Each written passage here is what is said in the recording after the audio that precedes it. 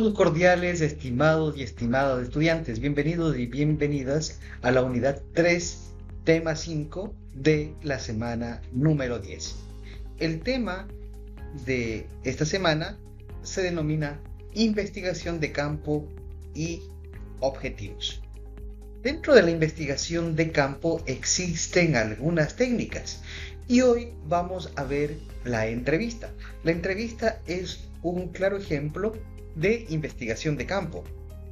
Es mucho más allá que el encuentro dialógico de dos personas.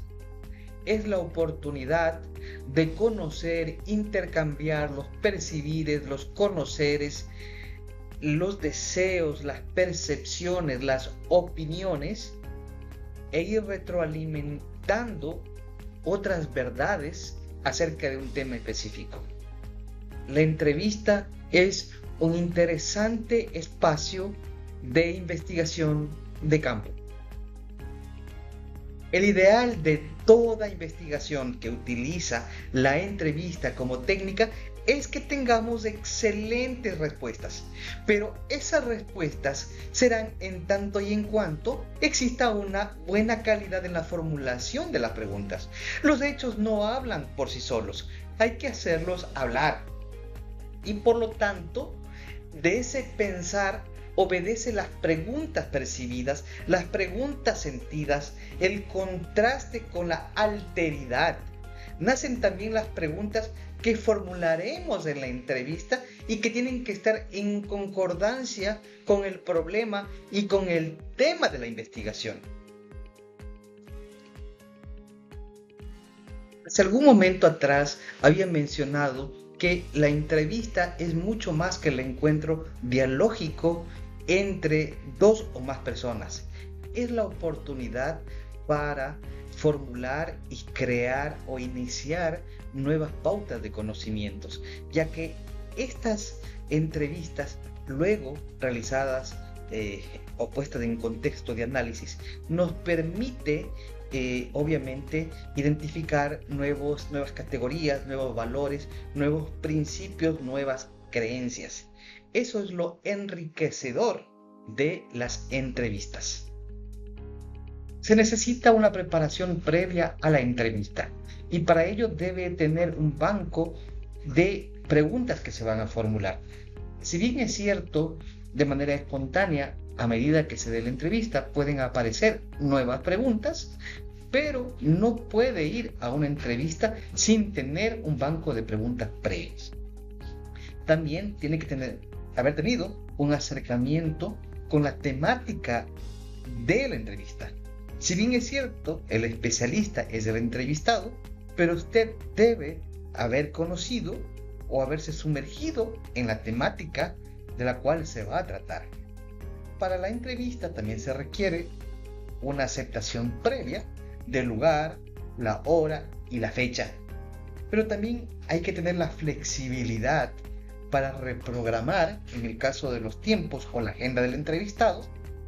Pero también se debe conseguir futuras entrevistas si existe algún tema que se requiere mayor profundidad o nuevas preguntas que permitan ampliar o, como lo dije, profundizar el análisis, y para ello deben haber la predisposición, pero también el convencimiento y el ambiente y la necesidad de futuros encuentros. Ya en el encuentro mismo de la entrevista debe crearse y percibirse un ambiente de amabilidad, de seguridad, pero al mismo tiempo de espontaneidad para conseguir las mejores respuestas del entrevistado. El registro permitido en el formato establecido. Debe haber una autorización del entrevistado a ser grabado, por ejemplo. No es conveniente forzar la información ni para que conteste algo que no desea, ni para que conteste algo que nosotros deseamos que el entrevistado diga. Debe haber una escucha activa, pero respetuosa a la vez. La transcripción de la entrevista es otra de las fases de la entrevista.